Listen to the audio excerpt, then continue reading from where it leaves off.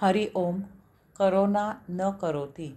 योगदास श्री जय गणेश जोशी लिखित आध्यात्मिक लेख क्रमांक 47. न करोती. काहीही करायचे नाही याचा चुकीचा अर्थ घेऊ नको. येथे याच समाजात राहायचे आहे.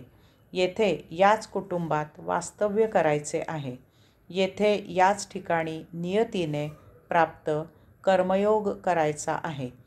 अध्यात्मासाठी, कैवल्यासाठी, मुक्तीसाठी गतसंचिताप्रमाणे प्राप्त झालेली हीच भूमी तुला सुयोग्य आहे. फक्त आपल्या कल्पनेने, बुद्धीने, तर्काने न करोती काहीही करू नको. कारण तू करून काहीही होणार नाही. परंतु काही करू लागलास तर होत असलेले बिघडेल. कारण फार सोपे आहे. द्वंद्वाच्या वैश्विक नियमाप्रमाणे जर भौतिक येथे आहे तर येथेच त्याखाली दबलेले अध्यात्मही उफाळून यायची वाट पाहत आहे. तथापि भौतिक भोगापवर्गतेसाठी स्वमर्जीने तुझे करणे त्याला वर उफाळू देत नाही. तो महा अडथळा आहे. बैलाला चक्राला जुंपला की तो गोल गोल फेरे घेत राहतो. त्याला भरपूर चालावे लागते, परंतु जागा काही सुटत नाही. प्रवास होतो, यात्रा होत नाही. ह्याचप्रमाणे तू येथे भौतिक उपभोगांसाठी विधी, सोपस्कार, पूजा अर्चा, यज्ञ, याग वगैरे करून जन्मोजन्मी फेरे घेत फिरत राहतोस. न करोती हे एवढे बंद कर. प्रशांत, मौन, स्थिर राहून याच समाजामध्ये, कुटुंबामध्ये प्राप्त कर्मयोग करत राहा आणि मग एके दिवशी काय चमत्कार होतो तो पहा. लेख क्रमांक 48. न करोती.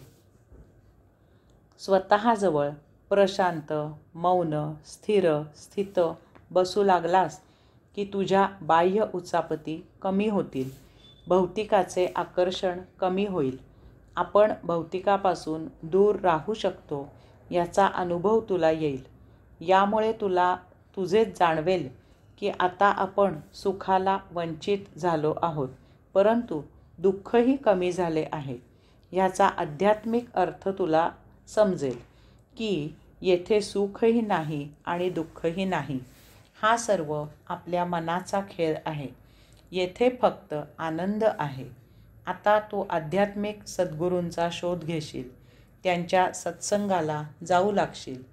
त्यांची पुस्तके, प्रवचने ह्याद्वारे तुला तत्त्वज्ञान उमजेल की भौतिकात रममाण झाल्यामुळे अध्यात्म दूर आहे.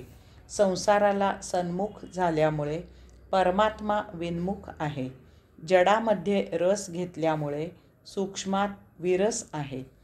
भौतिकात राग असल्यामुळे अध्यात्मात विराग आहे. पदार्थात गुंतल्यामुळे चैतन्य वंचित आहे. ह्याचा अर्थ इतकाच आहे की जीवन आपण घेऊ तसे आहे. सार सोडले की असार मागे लागते. बाह्य विश्व पकडल्यामुळे अंतस्विश्व सुटते. सद्गुरूमुळे जीवनाचा एक अद्भुत, आत्तापर्यंत न चोखाळलेला मार्ग सापडेल. संसार, कुटुंब, समाज ह्यापासून दूर न जाता केवळ साक्षी, अलिप्त राहून आपण येथेच ह्यातच आनंदात राहू शकतो. याचा अर्थ द्वंद्वाच्या नियमानुसार भौतिकाच्या खाली दबलेले अध्यात्म आता उफाळून वर येत आहे. ह्यासाठी ध्यानतत्त्व माहीत करून घे. हरि ओम.